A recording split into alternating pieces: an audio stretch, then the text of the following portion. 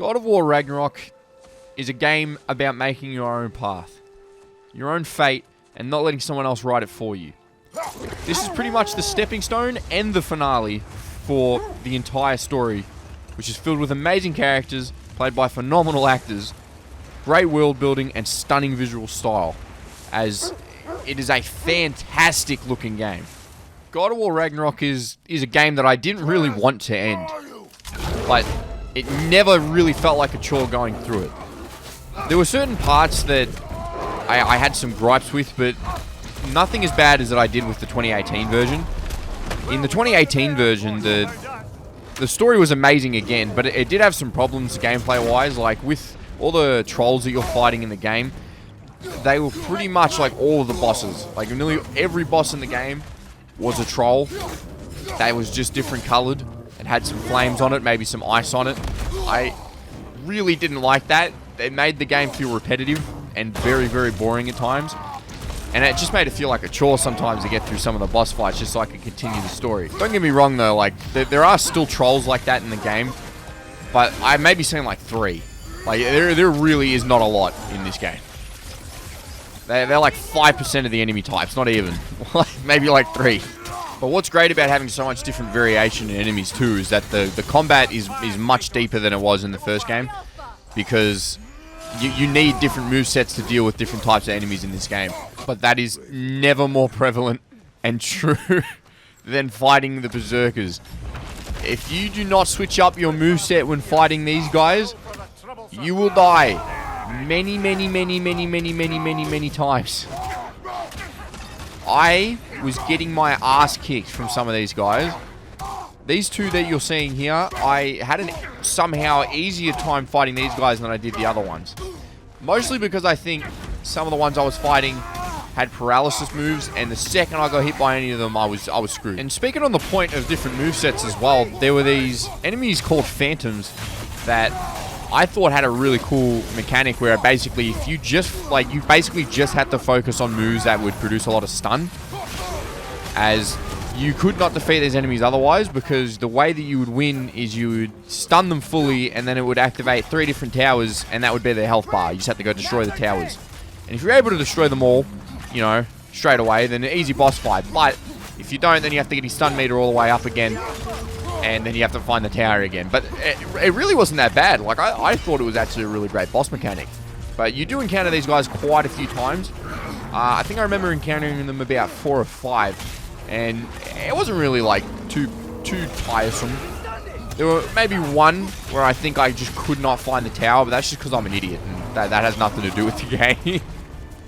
And I'm going to try not to spoil anything about the story in this game, because it is just so fantastic that I don't really want to say much. But this part is right at the start. Right after you click new game, it shows Kratos still struggling with the loss of his wife. And just this scene alone, just it was killing me already. Like, I was like, I've just started playing. Like, I literally just clicked a new game and I'm already feeling something. But this is basically like a fraction of the emotion that is going to come while you play this game. I cannot prepare you for it. Like, not even 15 minutes after this, I was about to cry again. I was just like, what are you doing? Stop doing this to me. I'm a grown man. I shouldn't be crying at video games. Unfortunately, I almost did multiple times. But that's all I'm going to really say on the story part of the game, because it's something you need to experience for yourself. I didn't want to touch on it too much, as it's being spoiled even slightly would ruin it for you, I think. But still, there are some heart-wrenching moments in this game that need to be experienced yourself, so I'll leave it there for now for the story. World-wise, though, there are some absolute wonders in this game.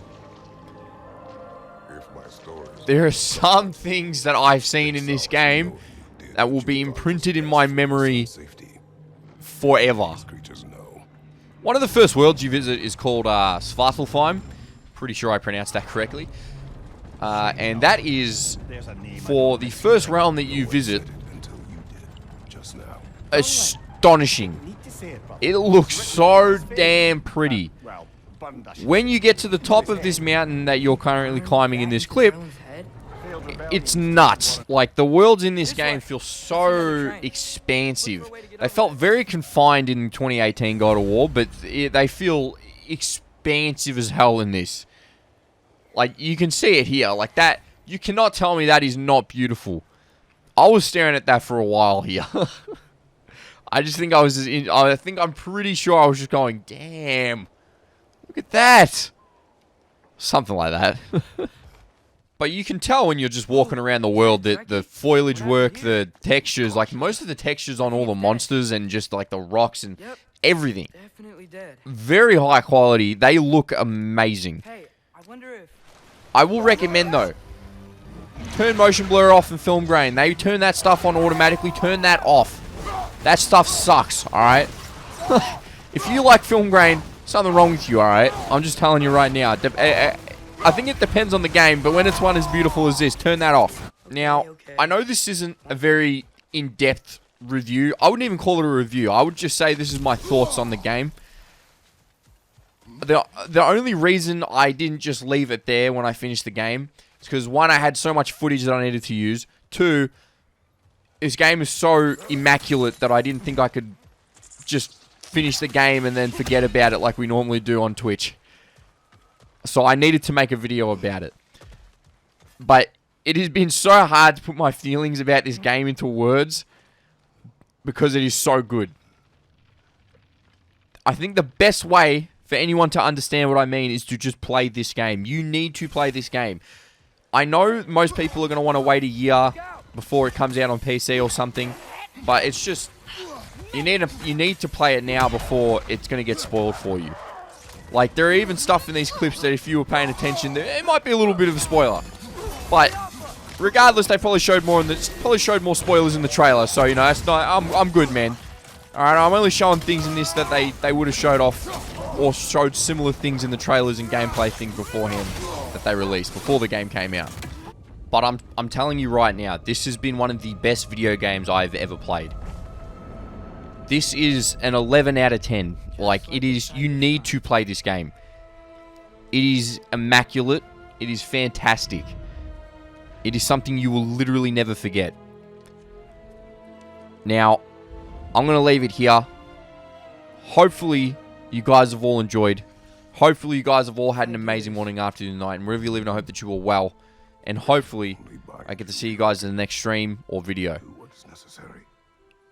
But I'm telling you, this will be an experience that you will never forget.